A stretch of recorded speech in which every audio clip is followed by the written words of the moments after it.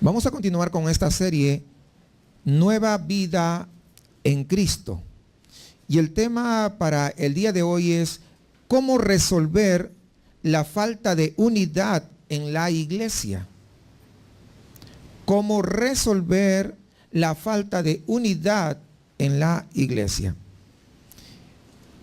Primera carta de Corintios, a los Corintios, capítulo 1, versículo 10 al 17. ¿Qué tal si lo leemos todos juntos y luego ya empezamos el desarrollo? Os ruego pues, hermanos, por el nombre de nuestro Señor Jesucristo, que habléis todos una misma cosa y que no haya entre vosotros divisiones, sino que estéis perfectamente unidos en una misma mente y en un mismo parecer. Porque he sido informado acerca de vosotros, hermanos míos, por los de Cloé. Fíjense, acá hay algo importante. ¿Por quién es informado? Por los de Cloé. Yo dije Cloé.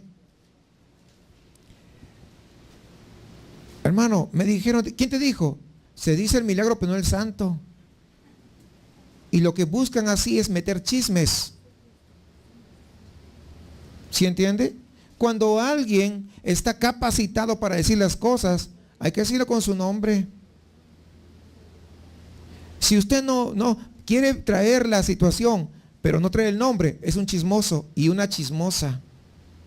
Y Pablo nos enseña, cuando hay que confrontar algo, hay que ser muy claros, no claridosos, claros con las personas. Si alguien te va a traer algo, es porque esa persona está en la capacidad de sustentar lo que está diciendo.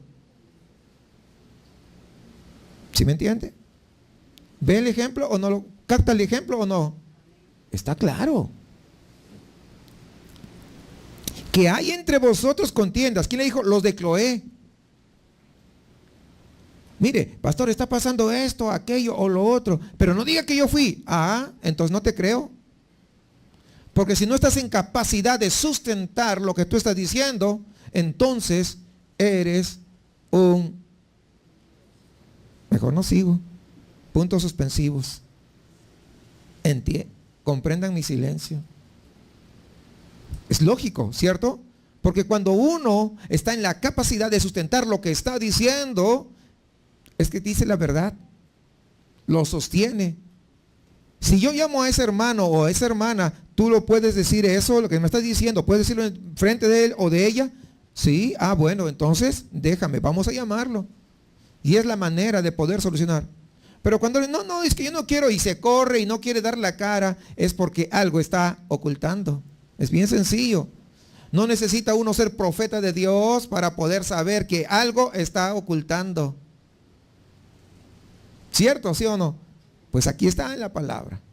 No sea claridoso, sea claro. Porque el claridoso siempre saca otras cositas ahí que le pone de su cosecha también. No, claro, las cosas como son, nada más. Que hay entre vosotros contiendas. Quiero decir, versículo 12, que cada uno de vosotros dice, yo soy de Pablo, y yo de Apolos, y yo de Cefas, y yo de Cristo. ¿Acaso está dividido Cristo? ¿Fue crucificado Pablo por vosotros? Miren, él mismo que está escribiendo dice, ¿acaso yo fui crucificado por vosotros? ¿O fuisteis bautizados en el nombre de Pablo? Doy gracias a Dios de que a ninguno de vosotros he bautizado, sino a Crispo y a Gayo, para que ninguno diga que fuisteis bautizados en mi nombre. También bauticé a la familia de Estéfanas. De los demás, no sé si he bautizado a algún otro, pues no me envió Cristo a bautizar, sino a predicar el evangelio. Algunos cogen este versículo y dicen, ¿ves? No hay que bautizar, solamente hay que predicar. No. Él está haciendo claro. Él no fue enviado a bautizar, sino a predicar el evangelio. No con sabiduría de palabras, para que no se haga vana la cruz de Cristo. Hermanos, en anteriores estudios hemos estado viendo que nuestra identidad depende de Jesucristo.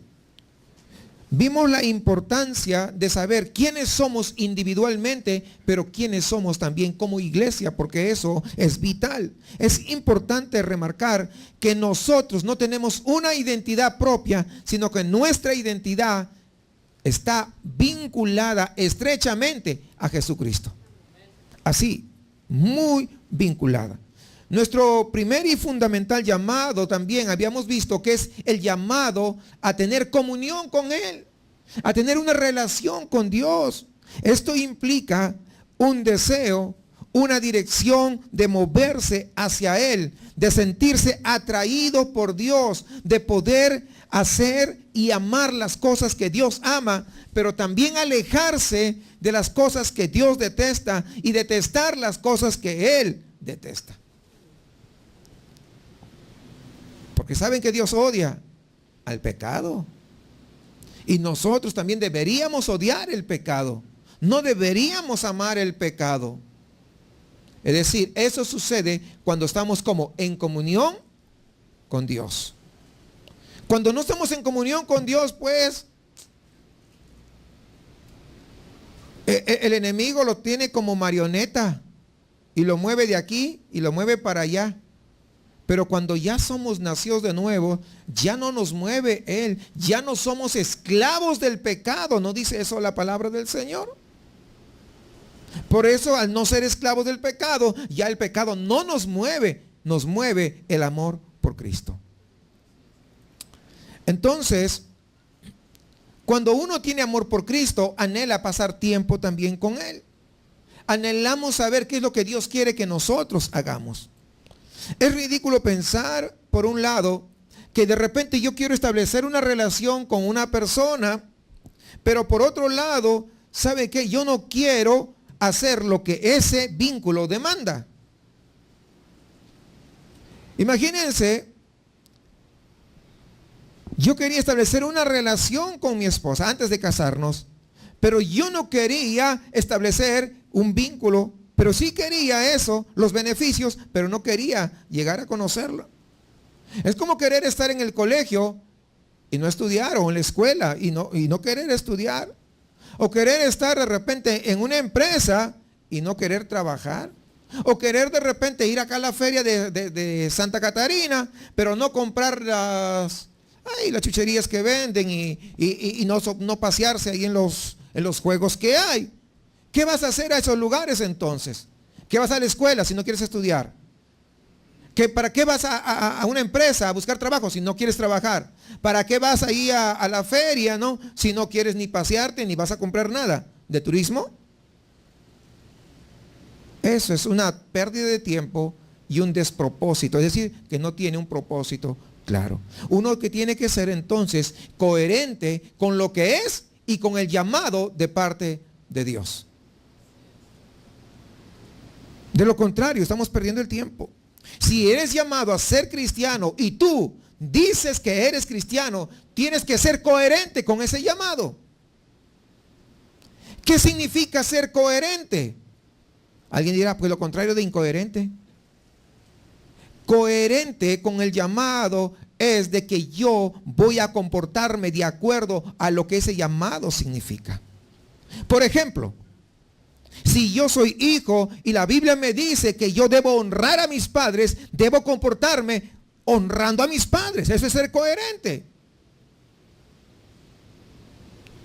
Si yo digo que soy cristiano, tengo mi esposa y la Biblia me dice, del Señor me dice que yo debo amar a mi esposa, no maltratarla, amarla a mi esposa como Cristo amó a la iglesia, y yo no la amo, soy un incoherente. Yo debo amar a mi esposa.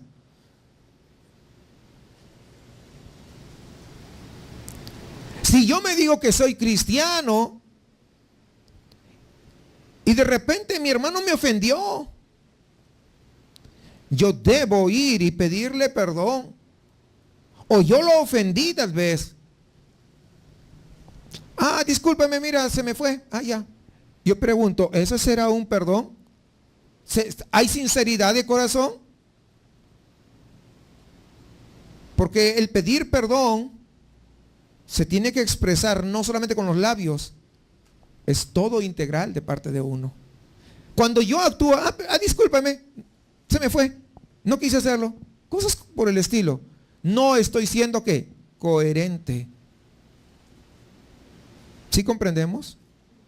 Entonces, si soy cristiano, debo actuar coherentemente. Si nosotros somos llamados a la comunión con Cristo, tu vida entonces tiene que ser coherente con esa comunión que la Biblia nos dice que debemos tener.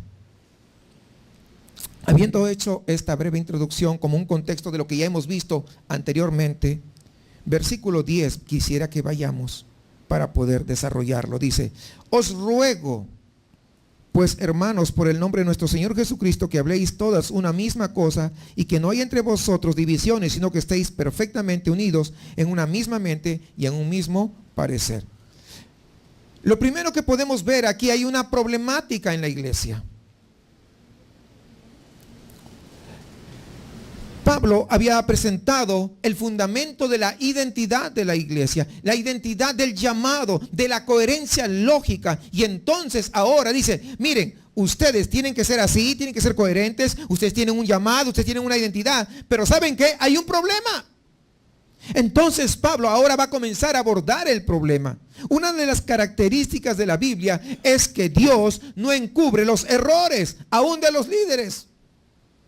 No hay nadie que no haya cometido errores y grotescos errores. Pensemos por ejemplo en David, pensemos en Moisés, pensemos en Sansón, pensemos en Pedro mismo, pensemos en Juan, pensemos en Pablo, por mencionar algunos. Todos cometieron y ninguno de ellos fue encubierto por Dios. A todos les dio su jalón de orejas. Así que si tú eres hijo de Dios, no esperes que no te va a dar un jalón de orejas.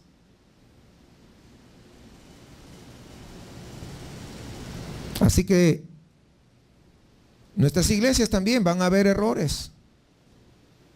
En nuestras iglesias también va a haber circunstancias como las que pasaron. Pero aún así Dios no las desprecia, sino que con amor las corrige. Y eso es valioso, que nos corrija. ¿O queremos seguir viviendo los errores?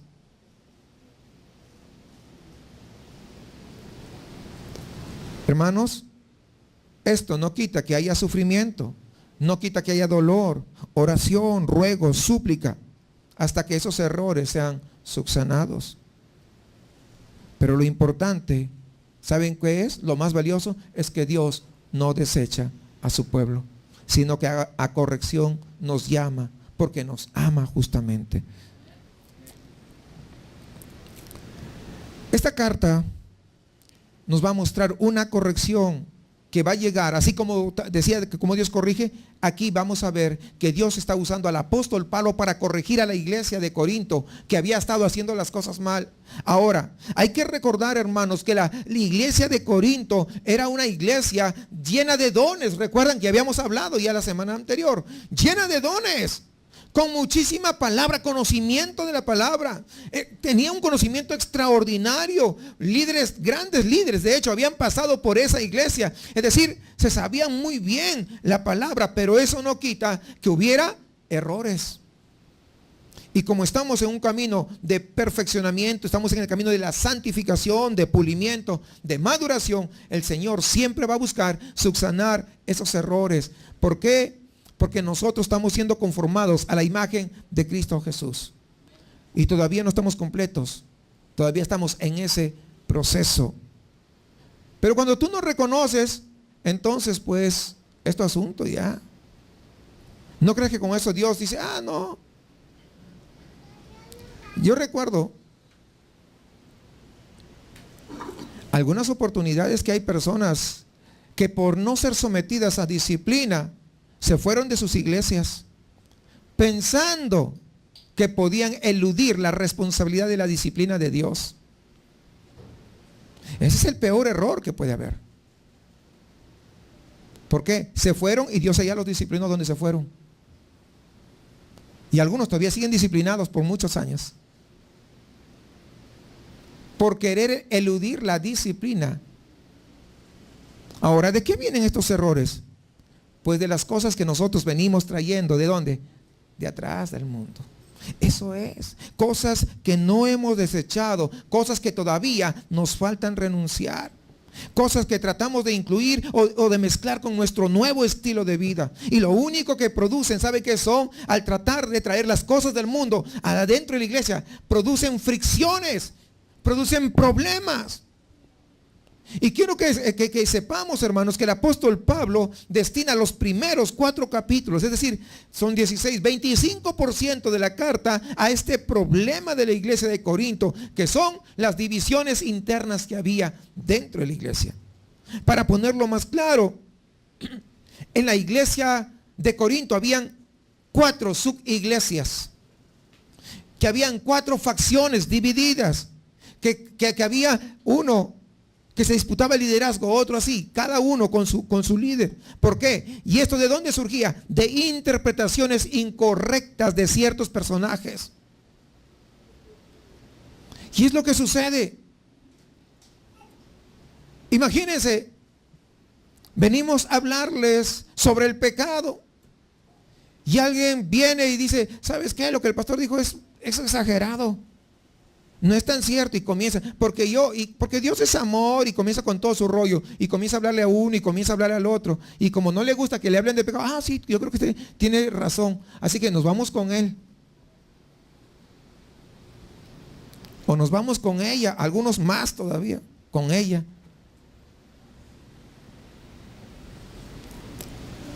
Hermanos, estoy poniendo ese ejemplo que se me acaba de ocurrir. Pero eso ocurre muchas veces dentro de las iglesias cuando no hay una buena interpretación. Y alguien podrá decir, al igual que los hijos de Coré, allá cuando se rebelaron, ¿no? Allá contra Moisés, y que dijeron, la hermana, mejor dicho, de Moisés, dijo, ¿a poco Moisés es el único que puede, por la boca del cual puede hablar Dios? ¿Se acuerdan ustedes de ese pasaje? ¿Acaso Dios no puede hablar por nosotros? Porque nosotros también somos... Les hago recordar algo, hermanos. Les hago recordar que Dios, Él, puso pastores y maestros para que puedan edificar a su pueblo. Y no todos son maestros.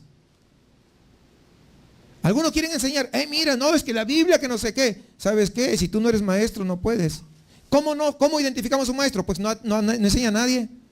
Si fuera maestro, estuviera enseñando a alguien. Hay unos que se llaman pastores, ni ovejas tienen. Y se dicen pastores. Pues pastores, ¿de qué serán? De cabritos. Dios levanta pastores y maestros. Y justamente, yo no siempre he estado en esta posición. A un momento yo he estado, al igual que ustedes, sentado. Y yo aprendía del pastor que me pastoreaba. Y jamás que me dio la oportunidad, por ejemplo, yo fui a contradecir al pastor porque yo estaba en aprendizaje todavía. Pero estas cosas se daban acá por malas interpretaciones. Y esto me muestra que las divisiones en la iglesia no son un detalle menor. No. Al contrario, atenta directamente contra el propósito fundamental de ese llamado a la comunión. Porque si hay divisiones, ya no va a haber comunión. ¿Cierto, sí o no?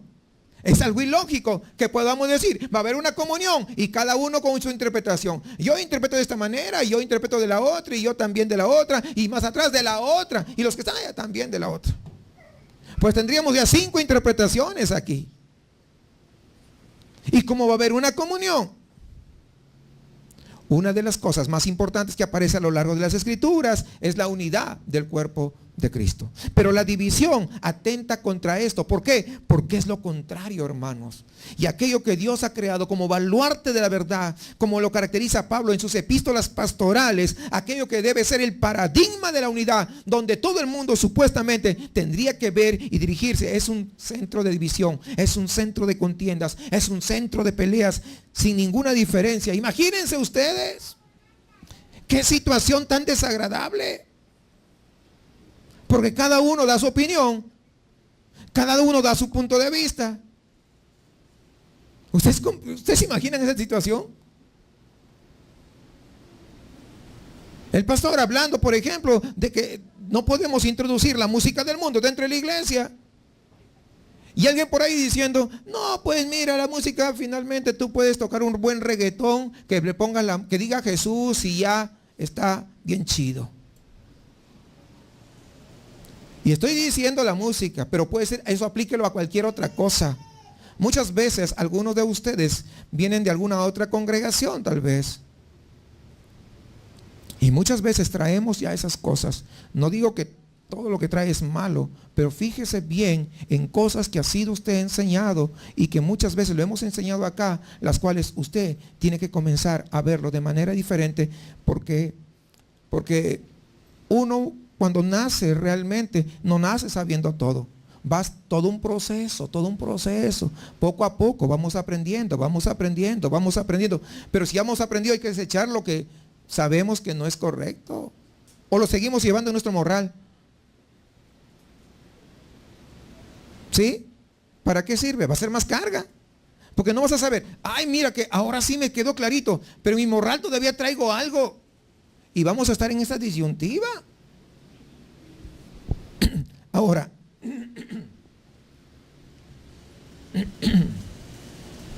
disculpen, hermanos.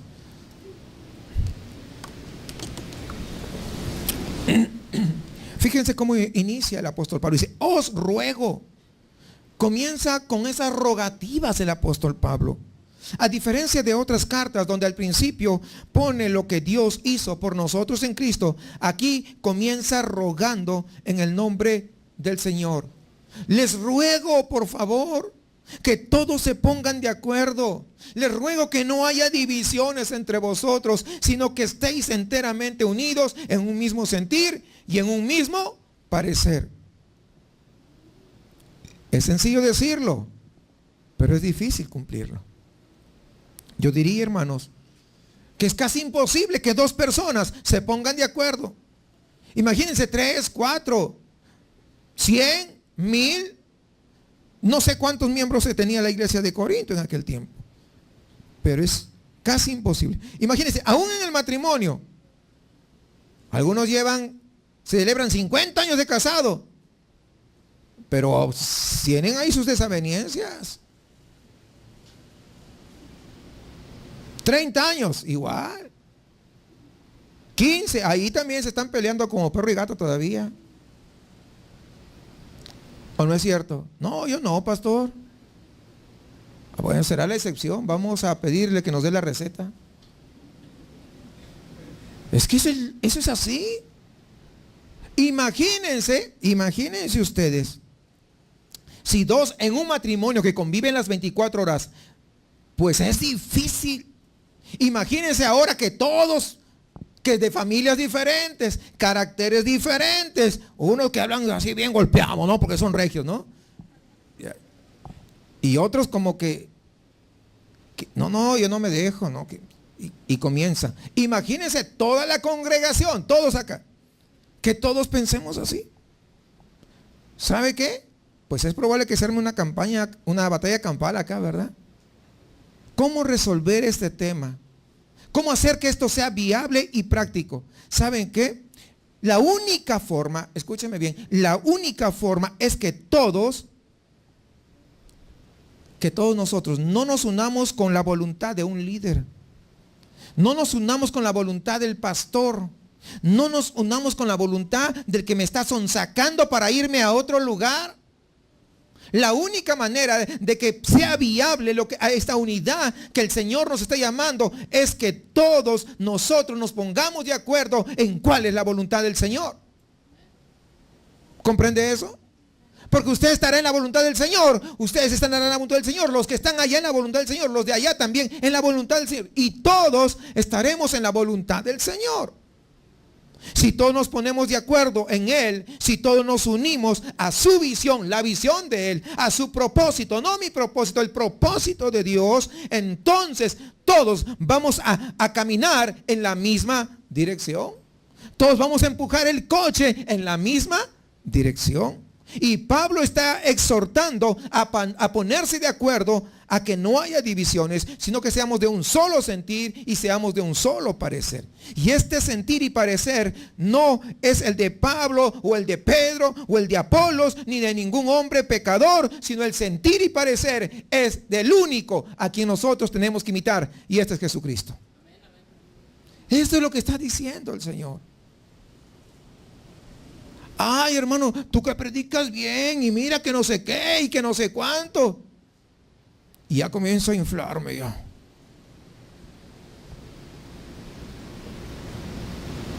Cuidado que te vaya a pasar como la rana. ¿Sí saben esa fábula? La de la rana. Y había ahí un toro.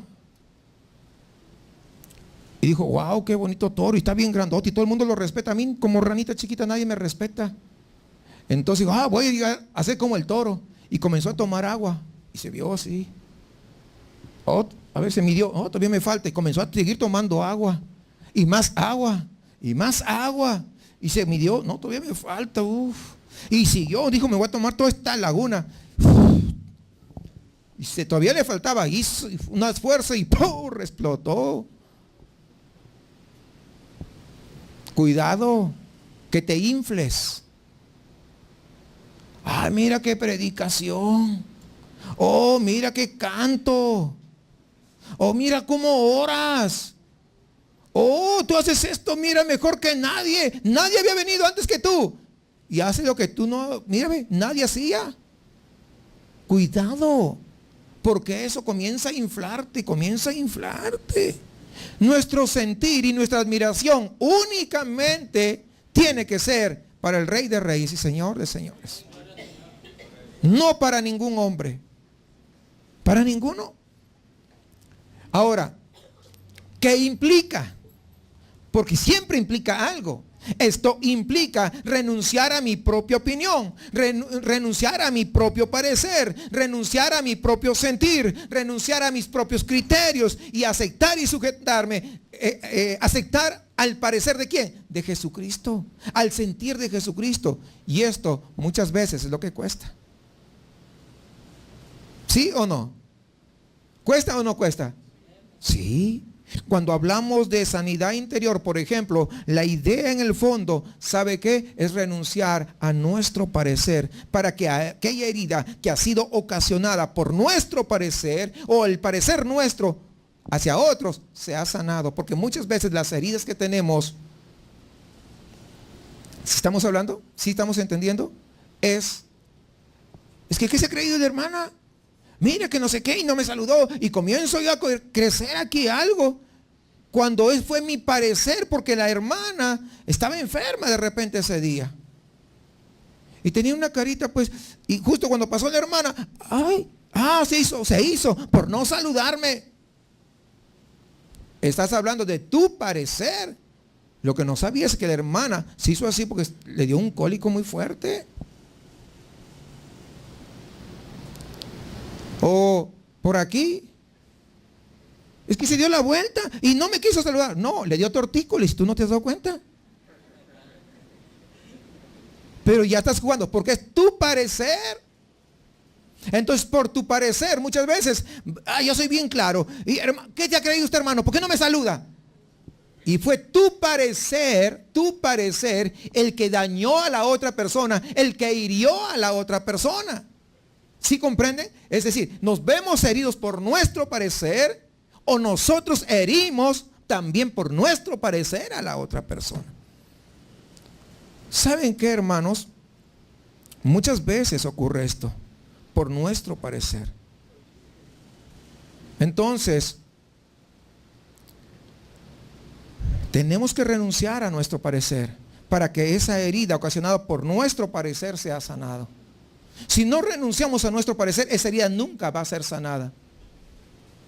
Es que el pastor, ¿por qué no me saludó? Ya no voy a esa iglesia. Es su parecer.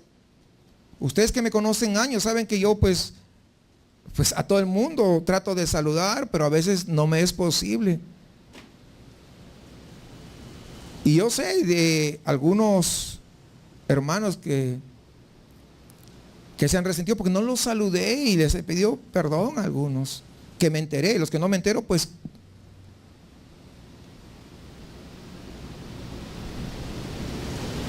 ¿Sabe qué? Si no se renuncia a ese parecer, ¿sabe qué va a pasar? Es como alguien tiene una gangrena y le pone una gasita. ¿Sí sabe lo que es una gasa, verdad? Le ponen una gasa. Yo pregunto, ¿esa gangrena va a curarse? Si nosotros no renunciamos a nuestro parecer, es lo que va a pasar. Porque una gangrena no se cura con gasas. O una persona tiene fiebre y le pones un paño frío. Está bien, la fiebre puede bajar, pero la infección va a seguir por dentro. La fiebre no es una enfermedad. La fiebre es un síntoma de la enfermedad que lleva internamente. Entonces, para lograr una sanidad duradera, yo tengo que atacar, ¿qué cosa? Yo no tengo que atacar el síntoma, sino tengo que atacar, ¿qué cosa? La causa de la enfermedad. ¿Sí entiende eso? ¿Va quedando claro? Muchas heridas, hermanos, que tenemos en el alma, justamente fueron ocasionadas por manejarnos con nuestros propios criterios, por manejarnos con nuestro parecer. Y muchas heridas que causamos a otros son por la misma razón. Entonces, la sanidad interior, lo que hacemos, en la sanidad interior lo que hacemos es aceptar, ¿qué cosa? No nuestros criterios, es aceptar el señorío de Cristo sobre estas áreas que antes no estaban bajo el señorío de Cristo. Decirle ahora, Señor, tú eres el Señor de mi vida. Yo ya no quiero vivir más así. Yo quiero comenzar a vivir como tú quieres. Antes yo hacía lo que quería, lo que me daba en gana. Y por eso que ahora tenemos los chichones y moretones. ¿Cierto, sí o no? Es la razón. Y algo te están dando vuelta. A ver, ¿dónde están los chichones? Estoy hablando metafóricamente. ¿Cierto, sí o no? Esa es la razón. Nosotros hacíamos lo que queríamos. Y esas son las consecuencias. Pero Jesucristo quiere sanarnos verdaderamente. Él no quiere poner un paño frío. Él no quiere poner una gasa. Jesús quiere sacar la causa del dolor y de la enfermedad. Sacar el problema de raíz. Y eso se logra renunciando a nuestro propio criterio, a nuestra propia opinión, a nuestra propia forma de ver la vida y aceptar cómo Dios nos está mirando. Es la única manera. Esa es la única forma. Yo diría que más o menos el 90% de las veces esa sanidad o ese ataque a la causa de la enfermedad tiene que ver con el perdón del corazón. Sí, hermanos. No con ese sentimiento de perdonar, sino con la decisión de perdonar, aunque no sienta hacerlo. Es un esfuerzo consciente, quiero que sepa. Es un esfuerzo valeroso de cambiar mi forma de vivir por los sentimientos para poder acoplar mi vida al plan de Dios. Mis planes quedan en un segundo plano. Hermanos, porque el bienestar de mi alma está por encima de todo. Por eso necesito yo renunciar a ello. Renunciar a eso. Tú puedes patalear, tú puedes sacarle la vuelta al asunto, pero si quieres ser sano y libre, mejor es que Jesús sea el Señor de todas las áreas de tu vida. De lo contrario es imposible. Tenemos que aceptar lo que Dios quiere para nosotros como individuos y como cuerpo. Un ejemplo sencillo. Vamos a decir, ¿creen ustedes que Dios quiere que crezcamos como iglesia? Y tal vez haya unos cuantos que digan, no, mira, ve, con 100, 150, ahí vamos, estamos bien. No, yo no quiero pues una iglesia muy grande. Una iglesia así pequeña de 150 está bien, porque es más familiar. Porque nos conocemos todos, porque todos nos saludamos, porque todos platicamos. Si la iglesia crece, ya no vamos a hacer, pues ya no vamos a tener esa coinonía y todo, ¿verdad? Es bueno, hermanos, el sentimiento. Son buenas las razones, pero es manejarnos por los sentimientos, sino por la voluntad de Dios. ¿Sí comprende eso? Es decir, el hecho que tengamos buenos sentimientos no significa que necesariamente estemos alineados con la voluntad de Dios, con el plan de Dios. Ahora, esto que plantea de repente unos cuantos hermanos, una hermana o un hermano respecto a la coinonía, pues habrá que canalizarlo y de alguna manera pues implementarlo de alguna forma. Pero no podemos, por ejemplo, detener el crecimiento de la iglesia por ese sentimiento, porque la voluntad de Dios es que crezca y a punto, ya se acabó. ¿Quién le va a hacer frente? ¿Saben qué? Cuando uno dice, no, pero ¿para qué vamos a crecer? Si estamos bien. Entonces comienza poco a poco a arrastrar a unos y otros dicen, no, yo quiero que crezca la iglesia. No, nosotros mejor entre nosotros, nada más, que no sé qué y que no sé cuánto. Entonces, ¿qué se están armando? Se están armando dos visiones. ¿Sí? ¿Capta la idea? Estoy poniendo este ejemplo, pero eso aplique en cualquier otra área, desde luego. Dos visiones, ¿saben qué cosa es? Dos visiones es una división.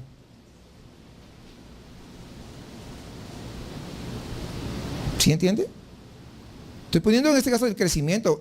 Eso puede aplicar en cualquier otra cosa.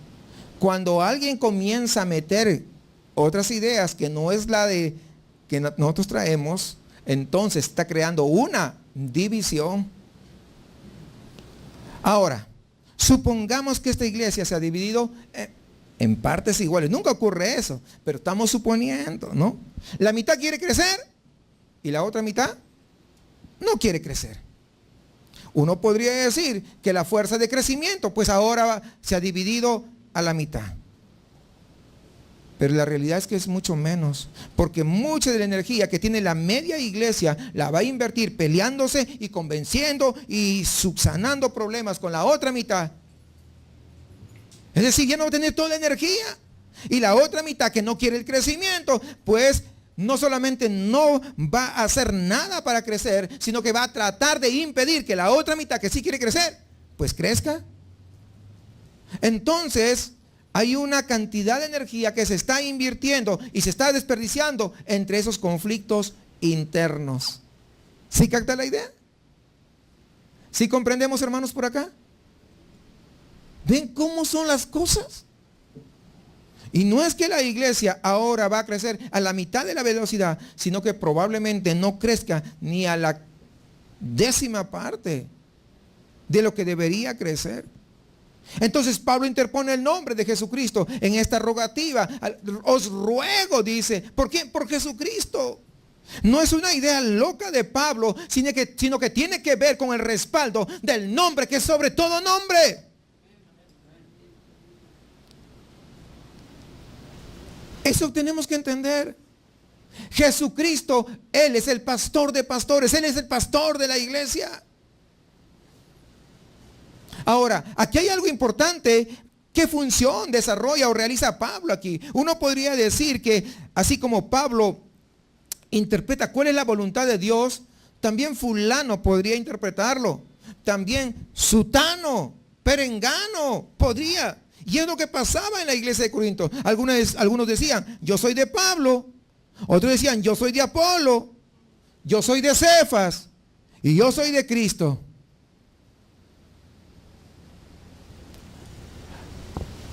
Hermano, tú predicas mejor que el pastor. Tú deberías ser el pastor. Ahora, no lo digo porque a mí imagínense, me vayan a sacar. Le estoy poniendo ejemplos que usted entienda.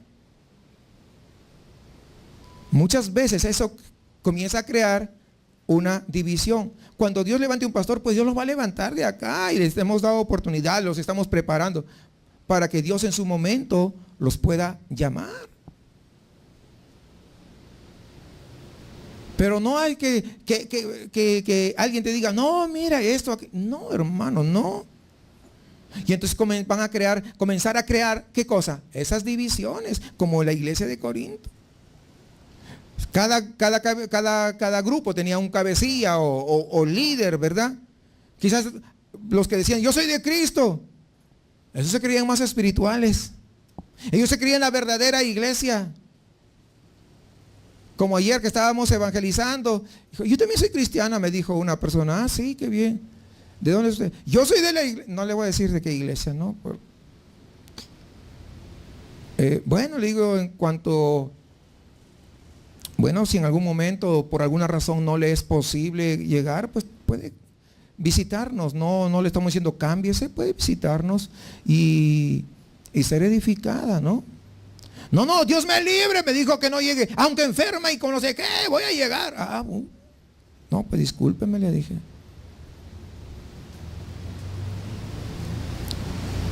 ¿A qué voy? Que muchas veces ellos creen religiosamente, porque me habló otras cosas más. Entonces, muchos creen religiosamente y entonces creen que son más espirituales que todos los demás. Porque esa iglesia que les digo, se creen que son los únicos que son iglesia del Señor. Nosotros no. Entonces, ellos se creían. Entonces la iglesia, yo soy de Cristo, este grupo, ¿qué pensaba? Que ellos eran los únicos, la iglesia verdadera. Pero ¿qué hace Pablo? Pablo rechaza a todos estos. A todos los rechaza. Si usted se da cuenta allí, cada uno de los líderes que encabezaron estas facciones interpretaron algún dicho de Pablo, algún dicho de Apolos, de Pedro o Cefas o de Jesús. De determinada manera lo hicieron a su propia conveniencia, entre comillas. Pero el mismo Pablo desecha esa facción paulista, es decir, no, yo soy de Pablo. Y Pablo pudiera haber dicho, no, si hubiera sido como estos de hoy día. Pues los de Pablo, no, estos son los llamados, son los ungidos, porque pues imagínense esa relación que tengo. Nadie ha visitado el tercer cielo, solamente yo. Vengan ustedes conmigo. Pudo haber dicho, pero Pablo a todos los pone en su sitio. Pablo desecha a todos por la interpretación que lo estaban haciendo como a su manera. Por eso tenemos que tener cuidado. Y aquí tiene que ver un poco el tema de la interpretación. Cuando uno va al instituto o al seminario bíblico, pues nos enseña la interpretación bíblica o la hermenéutica, cómo interpretar la Biblia correctamente, qué criterios utilizar, para qué principios se deben usar para poder hacer una buena interpretación. Es todo un tema y para nada es sencillo. ¿Por qué no es sencillo? Porque nosotros tenemos esa inclinación a ser racionalistas. Así es. Cuando somos racionalistas, entonces muchas veces sacamos a Dios de ese proceso interpretativo y lo interpretamos como nosotros queremos. Porque esa es la naturaleza caída del hombre. Querer interpretar con su propio raciocinio.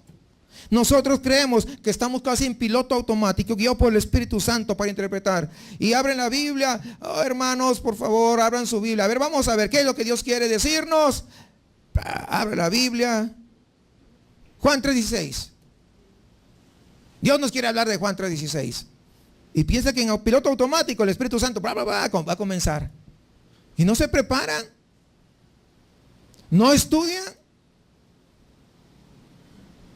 No escudriñan. No escarban. Porque es lo que nos dice la Biblia. Escudriñar. ¿Qué cosa es? Escarbar. Para poder descubrir. Yo pregunto, ¿los diamantes dónde están? ¿En la superficie o debajo de la tierra? Hay que escarbar, hay que escudriñar, eso es. A fin de poder comprender completamente la palabra del Señor. No, algunos dicen, son más todavía, ¿no? No, a mí Dios me llamó. ¿Y cómo me llamó? Yo así voy. Te llamó, pero tienes que prepararte, tienes que ser responsable. Porque no vamos a pastear cabras. Vamos a pastorear las ovejas del Señor Jesucristo, que compró con su propia sangre. Y tenemos que alimentarlas bien. ¿No? Entonces, lamentablemente muchos creen esto, que rápidamente no están guiados en piloto automático por el Espíritu Santo para interpretar la Biblia, siguiendo una serie de principios ahí medios cogidos de los pelos. Y eso no es así. ¿Por qué? Le voy a decir algo. Porque si mi persona está mal, mi interpretación será defectuosa. ¿Sí o no? Y no es solo tener bien mis facultades mentales, sino toda mi persona. Pero estos líderes anónimos, porque no se mencionan los nombres de estas 4 facciones, tenían problemas en sus corazones. Desde el momento que se estaban peleando entre ellos, ¿qué estaban mostrando? Porque estaban peleándose unos con otros. ¿Qué estaban mostrando? Inmadurez. ¿Cierto? Es lógico.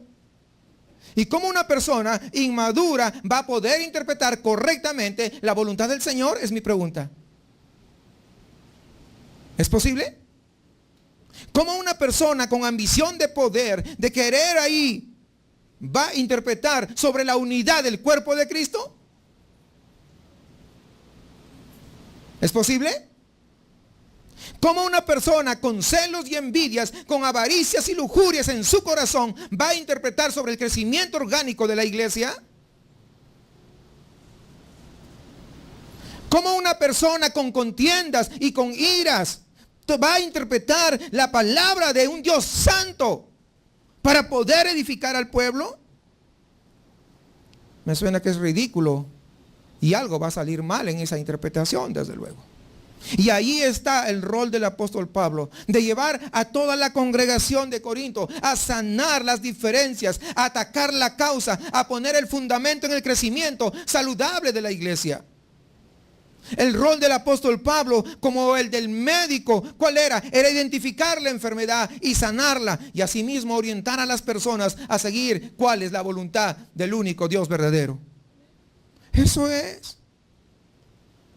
De la misma manera, el rol de un pastor en una congregación, ante una dificultad, ante un problema, ante una amenaza de división, es identificar cuál es el problema y orientar a las partes a renunciar a sus posturas tercas y aceptar la voluntad de Dios para sus vidas y la vida de la congregación. Pero cuando eso no es posible, porque algunos quieren, algunos se perdonan, pero de dientes hacia afuera, y cuando no hubo un perdón genuino, muchos optan por irse en lugar de ¿qué? De dominar su orgullo, de hacer morir a su carne para que Cristo pueda vivir. Porque la única forma de que alguien pueda ser restaurado es cuando uno reconoce en que ha fallado. Al corazón contrito y humillado, la Biblia lo dice, no despreciarás tú, oh Dios. ¿Dice eso la palabra, sí o no? Pero cuando alguien es arrogante, cuando alguien es orgulloso, cuando alguien no quiere reconocer en qué falló, pues hay un problema, hay que solucionarlo, vamos a platicar. Usted reconoce, no, que no sé qué, pero no, usted reconoce que bueno, pues, ¿qué dice la Biblia? No, hay que pedir perdón. Ah, bueno, discúlpeme, ese no es perdón, no, o sea, perdón, estamos hablando de un perdón genuino, un perdón sincero. No es que no siento, pues no es tu problema si no sientes, Dios te manda, perdona. Y alguien te hará que me diga, ay, pastor, ya, pues es lo que te manda Dios. Y no solamente a ti, a mí también. Cuando empecé a aprender esta lección, hermanos, sí me costaba, créanlo, me costaba pedir perdón.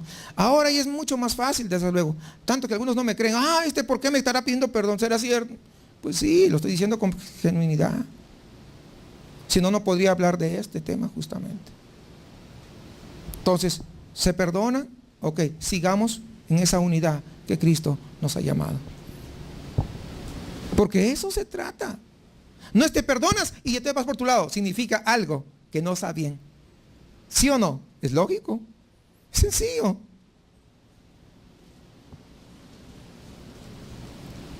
Identificando el problema. Vamos, versículo 11 y 13. Ahora sí, sigamos avanzando. Porque he sido informado acerca de vosotros, hermanos míos, por los de Cloé, que hay entre vosotros contiendas. Ahí está identificando el problema. ¿Se dan cuenta? Ahí está. Hay contiendas de frente. Quiero decir que cada uno de vosotros dice, yo soy de Pablo, y yo soy de Apolos, y yo de Cefas, y yo de Cristo. ¿Acaso está Cristo dividido? ¿O acaso está dividido Cristo? ¿Fue crucificado Pablo por vosotros? ¿O fuisteis bautizados en el nombre de Pablo? Mire, cuando pensamos en identificar el problema, muchas veces pensamos que se trata de un don especial dado al pastor, ¿no? Un don de discernimiento de espíritus. o algo bien misterioso. Puede ser. En muchas oportunidades así ocurre. Porque cuando Dios llama al pastorado, lógicamente Dios da ese discernimiento de espíritus para poder discernir. Pero en algunas veces el problema no está tan escondido como pensamos y es más simple de lo que a veces creemos. Y lo que va a mostrar Pablo en los capítulos subsiguientes es muy sencillo. ¿En qué estaba el problema? En la carne. Eran unos inmaduros en su forma de pensar. Ese era el problema. Y continuaban manejándose con patrones del mundo. Lo mismo que vivían en el mundo, lo habían metido dentro de la iglesia. Y la respuesta a la problemática es algo muy valioso, muy sencillo. Y algunas veces, como creemos que es muy sencillo, es una tontería. No le damos la importancia y no le prestamos la seriedad que corresponde. Y esta es la respuesta a los problemas de la iglesia que pueden llegar a quebrar la iglesia, pueden llegar a dividir la iglesia, pueden incluso llegar a una ruptura permanente dentro de la iglesia. ¿Cuál es la fuente de todo problema? ¿Sabe cuál es? ¿Cuál es el problema? Que hay facciones. ¿Saben cómo se llama ese problema? Se llama la carne. Si se origina alguien, un líder por acá, en esta facción, en este grupo de los que están acá, alguien, mira que no sé qué, y comienza y, ¿qué cosa quiere? ¿Ser reconocido? Ser reconocido. Yo he hablado con muchos que están en sus misiones y les pregunto, ¿cómo empezaron? ¿No? Si empezaron de cero, salieron a evangelizar, ¿verdad? Pues como tiene que ser, de hecho. O la iglesia te mandó. No, me dice, yo tuve una revelación de Dios. Y me dijo que donde yo estaba, que estaba mal. Y que me saliera. Pero la misión, la gente que está acá. Bueno, me dijo, es que yo les compartí mi visión con ellos. Mi visión, ¿se dan cuenta? De lo que era el cristianismo. Y ellos pensaron que yo podía ser un buen líder. Y por eso se vinieron conmigo. Menospreciando al pastor de la iglesia. Cuando Dios habla a una persona, no es para todos, es para uno. Entonces dije, pero si Dios te mostró a ti, según tú dices, Dios te mostró a ti, tú sabes que Dios quiere la unidad de la iglesia. Tú debiste hablar con el pastor, no hacer las cosas así escondidas. Hablaste con el pastor. No, es que no se podía hablar. No, hablaste con el pastor. No, pues un día salió como los ladrones que roban de noche. Se fue a visitar de casa en casa, los engatusó a unos incautos y ya hizo su misión para que le digan al pastor. Así hay muchos hermanos que han creado divisiones.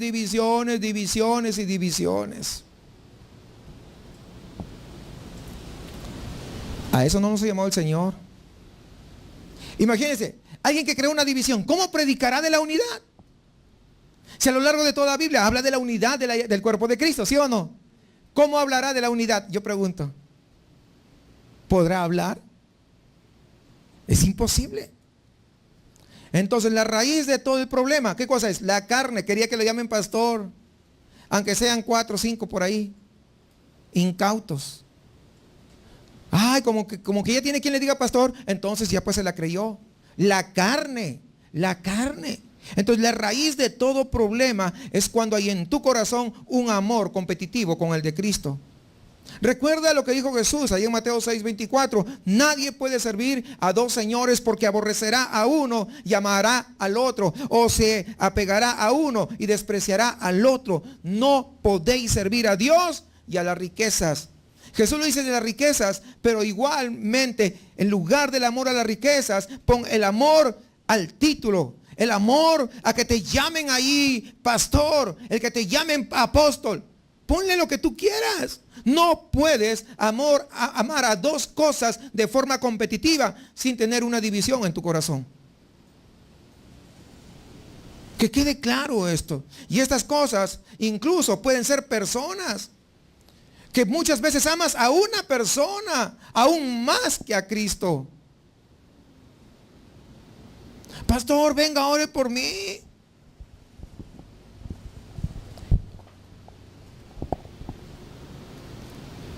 ¿Por qué? Pero usted también puede orar, hermano. Sí, pero a usted Dios le escucha. Pero Dios no ha dicho que nos escucha a todos por igual. Y entonces el pastor se la cree. Ah, Dios me escucha. No, hombre, pues entonces yo comienzo a inflarme, ¿verdad? Porque pues Dios me escucha. Por si acaso, si usted quiere una oración, venga conmigo porque Dios me escucha. Y comienzas tú, ¿verdad? Y comienzo a visitarte. Por si acaso, hermanos, conmigo, ¿no? Porque yo tengo ahí, Dios me escucha. Y comienzo a inflarme, hermanos. Cuidado con eso. ¿Se da cuenta? De maneras a veces genuinas, a veces. Con sinceridad, pero ¿saben qué? Pero mal enfocadas. Jamás, hermanos, permitamos que ese orgullo crezca dentro de nosotros y que nos creamos autosuficientes, que nos creamos que somos mejor que los demás, porque finalmente la Biblia es clara, dice que Dios escucha a todos sus hijos por igual, no hace acepción de personas, no tiene hijos predilectos Dios, no los tiene. Acá en la casa tenemos hijos predilectos posiblemente, pero Dios no tiene hijos predilectos. Imagínense, ay, es que yo soy princesa de Dios. Imagínense, ¿y el resto qué cosas son? La sirvienta, la cenicienta. Pero visto que ay, si te gusta dale like y un mal entendimiento. Porque Dios no hace excepción de personas. Todos somos iguales delante de la presencia de Dios. No podemos nosotros dividir nuestro corazón. No podemos amar a las cosas. Pero no solamente las cosas, también a las personas. Porque recuerden, el que ama a padre o madre, o hermanos o hijos más que a mí, no es digno de mí. No te estoy diciendo que no los ames, sino que ames más que a Dios. Ese es el punto. Ese es el asunto. Lo que Dios está diciendo, hay que ponerlo en prioridad a Él. No a nuestro estilo de vida, no a nuestra forma de creer, de pensar. No, mis amados, tenemos que ponerle a Él siempre en primer lugar. La mayoría de los problemas en las relaciones interpersonales surge cuando amamos más a alguien más que a Cristo. Cuando nos amamos más a nosotros que a Él, surgen problemas. Por eso que ahí en Mateo, en el 10:39 dice, el que haya su vida la perderá. Es decir, que se complace a sí mismo, tenga cuidado, la va a perder. Y el que pierde su vida por causa de mí la hallará. No lo dice en vano. Cuando tú pones en primera prioridad a tu cónyuge, a tus hermanos, a tus padres, a tus hijos, a tus nietos, a tus sobrinos, a ahijados, compadres, lo que fuera. Cuidado. Cuando tú le pones a Él en prioridad antes que a Cristo, tú pones la semilla de la división dentro de la iglesia. Escúchame bien. No sé si entiendes eso. Te lo voy a explicar.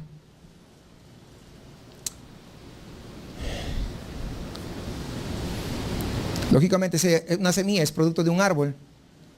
¿Y ese árbol quién es? Eres tú mismo, que estás produciendo esa semilla de división.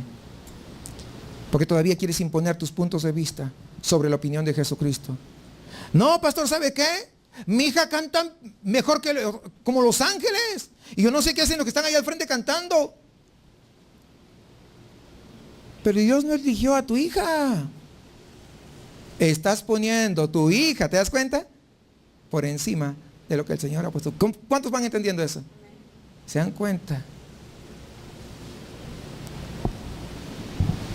Pero mi hijo sabe hacer esto, tal o cual cosa. No menciono porque algunos ya se vayan a ofender incluso. No lo están haciendo bien y yo, mire, lo podría hacer mejor. O mi esposa podría hacer esto. No, hombre.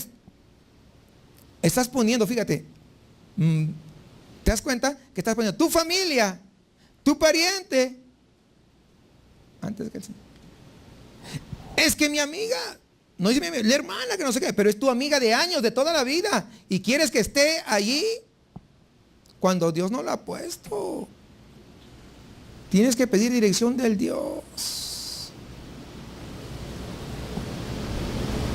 No sé si comprendemos esto, mis amados hermanos.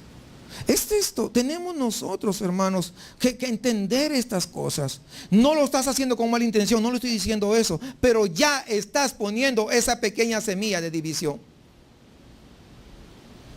Porque no estás priorizando la obra de Cristo, sino tus intereses personales. Ya se quedaron muy callados. Entonces estás viendo que lo primero es tu acomodo en el reino, dentro de la iglesia. No estás viendo los intereses del reino, los intereses del Señor. Primero yo, mis parientes, y en tercer lugar Cristo. ¿Te das cuenta del orden? ¿Sí captan la idea? Eso es lo que pasa. Entonces los problemas interpersonales en las iglesias, las facciones, se forman por rupturas, por subiglesias, por esas facciones que hay, por esos pensamientos que muchas veces con buenas intenciones, ojo, mire, con buenas intenciones, pero no centradas en Cristo, nos van a llevar a causar divisiones. Así que no debe haber un amor competitivo, mis amados hermanos.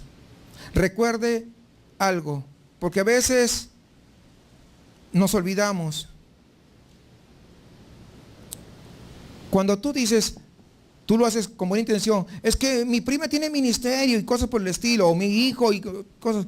Mírame, tú no lo estás amando con el amor de Cristo, sino lo estás amando con un amor carnal.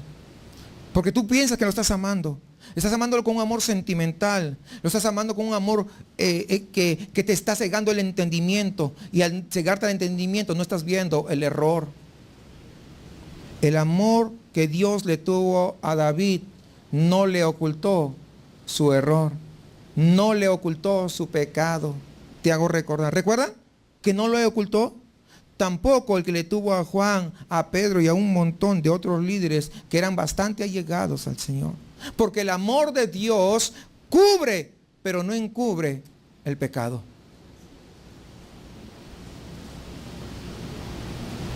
Sino que da la corrección en amor, porque aplica la verdad en amor, porque de otro modo, tarde o temprano, tú vas a explotar.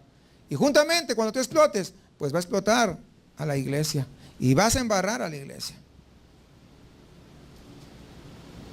El amor nunca puede callar la verdad. El amor flexibiliza y encuentra maneras y formas de siempre canalizar la verdad, pero jamás calla ni niega lo que es cierto.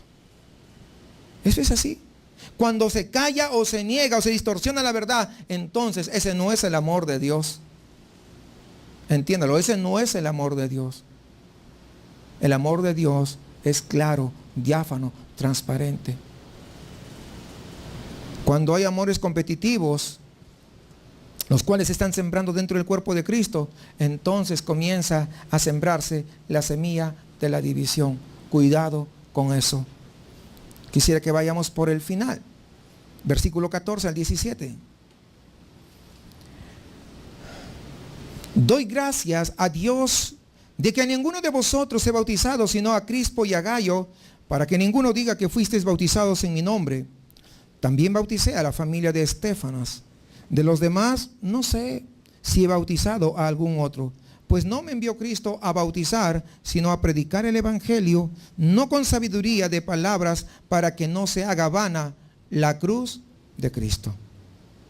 Pablo pues, aquí está advirtiendo que puede haber un potencial problema adicional cuando hacemos cosas que Dios no nos dijo que nosotros hagamos. Entiéndalo. Cosas buenas, pero Dios no te dijo que lo hagas. Ahora, esto no quiere decir pues que nos cerramos completamente y no hacemos nada, ¿verdad? Excepto aquello por lo que fuimos llamados. No, yo no puedo hacer la limpieza, por ejemplo. No puedo hacer limpieza en el templo. Todavía no está grande, está más o menos el local, todavía lo podemos hacer nosotros. No, porque a mí Dios me llamó a la música y yo soy solamente pues con la guitarra, o soy con el tambor, o soy con el pandero. Yo soy especialista en pandero, en todas las notas las saco en el pandero. Me las domino, hasta hago los sostenidos en pandero. Así que a mí no me manden a hacer la limpieza. No me programe, por favor, porque yo soy el ungido, soy el levita. No estoy llamando a eso. No sé si comprenden. No es eso.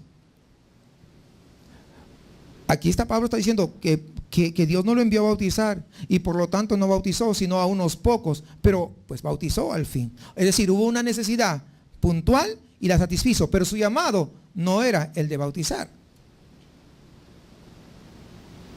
¿Sí entiende eso?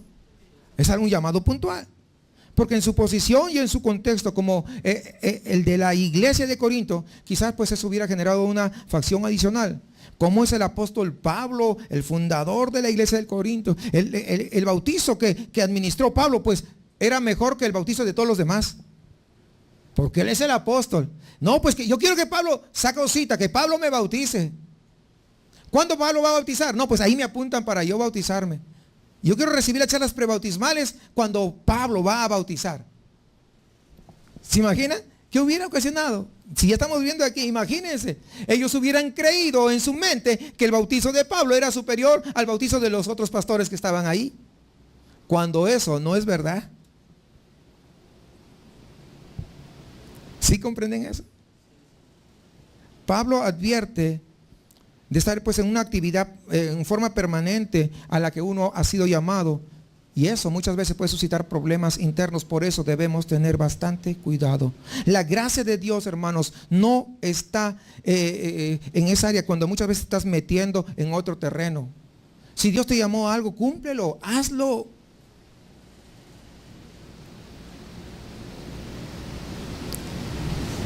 Dios te llamó allá a ministrar en la alabanza, pues qué bien. No te metas ahí con el departamento de damas. No, que las damas, mira que... No te metas. Porque Dios te llamó allí. No metas tu cuchara allá. Porque eso va a crear ¿qué? Conflictos. Porque hay un espíritu... si yo no lo hago, nadie lo va a hacer bien. No, yo tengo que estar en todo. Yo tengo que estar aquí, allá y allá y que no sé qué. Porque si no fuera por mí, si yo no oro, no, esta iglesia se hubiera caído. Si yo no doy mi contribución, ¿no?, económica, pues no se hubiera levantado, no se hubiera sostenido la iglesia. Si yo no hubiera hecho esto, si yo no hubiera hecho aquello, si no hubiera hecho lo otro. ¿Sabe qué? Cuando pensamos así, consideramos que lo único que hacemos nosotros es lo único que vale. Lo que hace los demás no tiene ningún valor. Es obvio que la contribución de cada uno es importante, pero el peligro es caer en la tentación de que si no fuera por uno, todo se cae abajo, todo se desmorona. Como alguien que me dijo, yo me voy de la iglesia, me dijo, ya hace unos añitos. Yo me voy de la iglesia, porque esta iglesia se va a destruir. Y dije, pues, como esta iglesia no lo levantó Cristo, no lo levanté yo, sino el Señor, pues el Señor se encargará. Y han pasado varios años y no se ha destruido, al contrario. Ha habido nuevos. Ha crecido. Ha madurado. Y la iglesia sigue caminando, como decía un himno, ¿no? Hace mucho tiempo, ¿no? No sé, hay algunos hermanos que son de la vieja guardia. ¿Por qué la levanta la mano? Yo no estoy diciendo eso, ¿verdad? No, la iglesia sigue caminando. O sea, si es así, recuerden algo. las puertas del Hades no prevalecerá contra la iglesia del Señor. No dice la división del Señor, no dice la facción del Señor, dice la iglesia del Señor.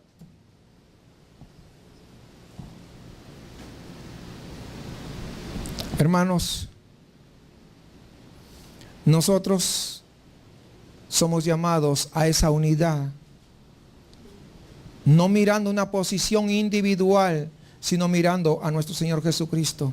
Porque es la única forma de que podamos mantener, es la unidad a la que Pablo está llamando a la iglesia de Corinto. Como dice ahí un dicho, no lo dice la Biblia, dice un dicho: entre bomberos, pues no nos podemos pisar la manguera, porque si no el edificio se quema. ¿Sí o no? Tenemos que tener en cuenta eso. Entonces tenemos que estar conscientes de nuestro lugar, conscientes de nuestra ubicación, conscientes de nuestro ministerio, conscientes de los límites de nuestro llamado y no hacer cosas que podrían con el tiempo traer conflicto con otros. Yo soy pastor, pero yo, por ejemplo, en las actividades de los varones, yo me someto al líder de los varones. Yo no le digo: hermano, ¿por qué hizo esto, aquello, que no sé qué? ¿O por qué programaron? ¿O por qué la actividad, la reunión que tenemos mensual de los caballeros, por qué no lo plantearon, lo cambiaron para otro? Porque pues voy a tener mis vacaciones. Estoy poniendo un ejemplo, ¿no? No, él es el líder. Hermano, vamos a hacer tal cosa, tal actividad, los varones. Pues vamos a hacer todos juntos. Yo me estoy sometiendo. ¿Sí comprenden la idea? Eso es, hermanos, cómo trabajar en unidad sin estar metiéndose. Cada uno tiene una responsabilidad. Ahora sí, para ir por el final. No se sabe exactamente cuál es el problema de estos 4 grupos que se peleaban por el liderazgo allá en la iglesia de Corinto. A ciencia cierta no se sabe. Pero una cosa es segura: Cristo no estaba en el centro de los corazones de ellos, sino que habían otras agencias, sino que habían otros intereses, sino que habían otras prioridades, olvidándose que la unidad del cuerpo de Cristo es ante todo cualquier interés humano que se presente. Si eres llamado a ser cristiano, te lo repito, ya te lo dije, si eres llamado a ser cristiano y te llamas cristiano, tienes que ser coherente con tu llamado. Tienes que vivir la vida de verdadero cristiano. Un cristiano no es para dividir, sino es para unir. Es como un edificio, es un ladrillito, otro ladrillo y otro ladrillo, y entre todos los ladrillos pues van edificando el cuerpo de Cristo. Y termino con esta historia de Alejandro Magno. Cuando este hombre conquistador retornaba de las guerras, cuando entraba victorioso a la ciudad en una oportunidad, dice que al pasar vio ahí un muchacho sentado. Paró todo, pues, la comitiva que llegaba. Y el muchacho estaba sentado, todo despeinado, los pelos largos, todo harapiento. Y le apunta con su lanza. Dice: hey, levanta la mirada, ¿sabes quién soy? Estaba asustado el muchacho, estaba temblando. Póngase de pie. Y se puso de pie.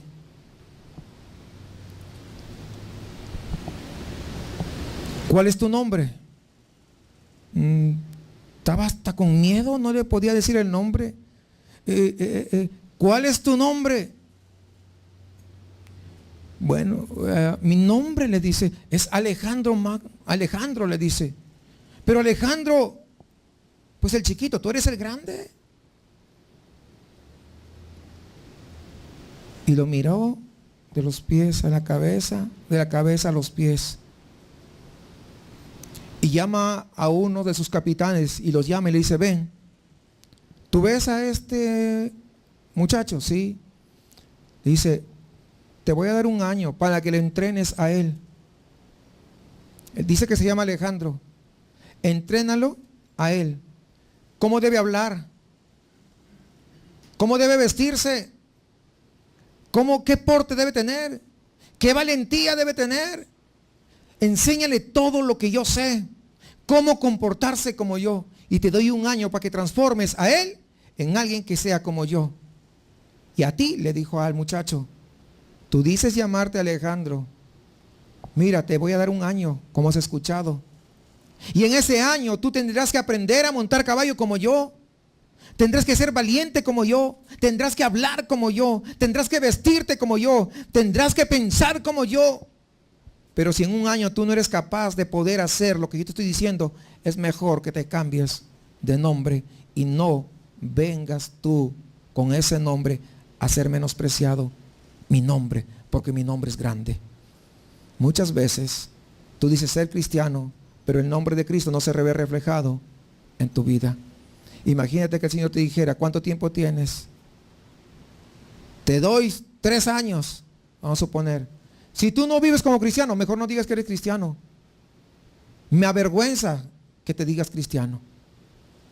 Comienza a ser coherente con tu llamado a ser hijo de Dios, luz en medio de las tinieblas y sal de la tierra.